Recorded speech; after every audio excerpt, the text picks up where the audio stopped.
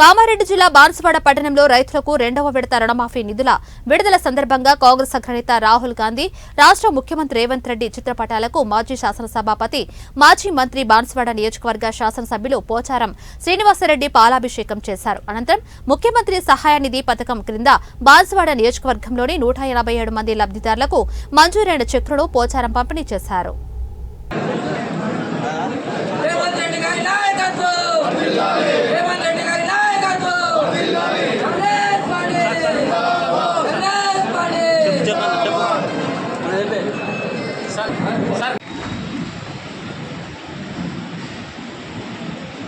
ఇదివరకు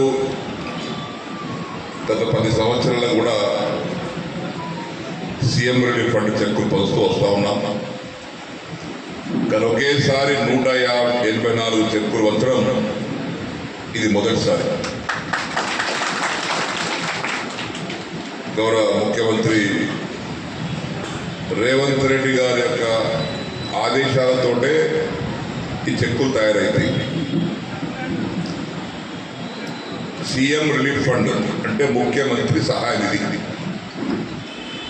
ముఖ్యమంత్రి సహాయ నిధి అంటే ముఖ్యమంత్రి గారి అనుమతి లేకుండా ఈ చెక్కులు తయారు కావు.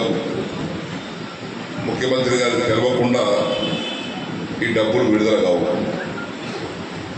కాబట్టి ఎంత ఆర్థిక పరిస్థితి కొత్త ప్రభుత్వం వచ్చిన తర్వాత కొంత ఇబ్బందులు ఉంటాయి అందరికీ. మన కొత్త సంసారం వేరుపడి కాబట్టి